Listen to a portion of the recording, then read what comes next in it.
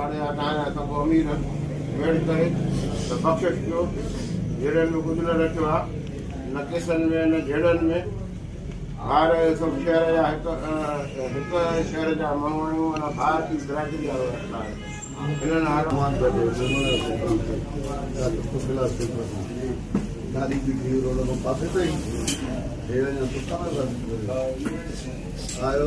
चाबी हिन वटि मोटरसाइकिल खई हुन जो चाबी ॾे असांखे बाक़ी जेको पर पुठ वरी असां ॿियनि दुकानदारनि खां ई पुछियो त पाण बाइक ते यकीन न कयोसीं जेका वसीम हुयो सूमर हुयो ॾियारा अचवा थाणे जो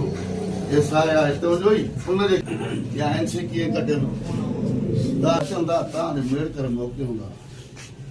समझूं आया तव्हां सां आहियूं ॻाल्हि इहा आहे मेड़ जे सां ईंदो आहे न माण्हू पोइ उन में क़ुरान बि हूंदा आहिनि सैयद बि हूंदा आहिनि उन में वकालत मेड़ वारे जी कबी आहे छो जो इहो वसूल आहे ख़ानदानी माण्हू आहे हिन जे अबा नाननि खे असां सुञाणूं था न पिया ख़ानदानी माण्हू आहिनि हाणे हिननि मुंहिंजी झोलीअ खे मान ॾिनो आहे हाणे जेका मोटरसाइकिल कुझु न आहे इहा असांखे तूं हिन सां न ॻाल्हाईंदी तूं मूंखे ॿुधाईंदी मां ॼाणा वरखाणी ॼाणा ठीकु केस गांधीरे खे वठी उहो केस खे तोखे कढाइणो आहे जेको बि आहे उहो केस तूं कढाईंदी ख़ुदि लानत करे शैतान करे हाणे हिकिड़ी शइ थी वई आहे शैतानी थी वई आहे जेका अणॼाणीअ में थी आहे ग़लतीअ में थी आहे हाणे उहा असांजो काॾों थी होॾों थी तव्हांखे दिली रंजिश पहुती आहे नुक़सान थियो आहे हे थियो आहे या तव्हां केस दाख़िल थिया बाबा ॻाल्हि इहा आहे जेकॾहिं हिननि जी ग़लती न हुजे हा त हे हेतिरा सभु चङा मां सैयद खे छो वठी अचां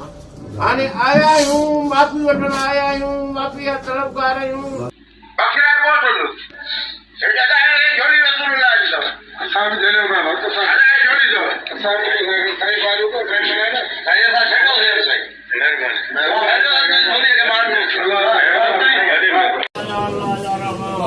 या रहमान या रहमान या कादिर या करीम या अल्लाह बहक मोहम्मद अंतल महमूद या इलाही बहक अली अंतल वलीउल अज़ीम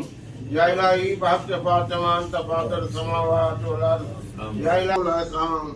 या अल्लाह पंजन बारहन जो वास्तो ज़ी रहमत लिल आलमीन जो वास्तो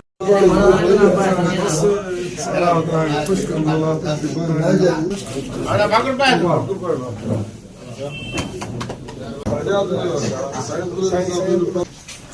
ये पढ़े सही पढ़ाया हाँ मुझे पढ़ी करता लगा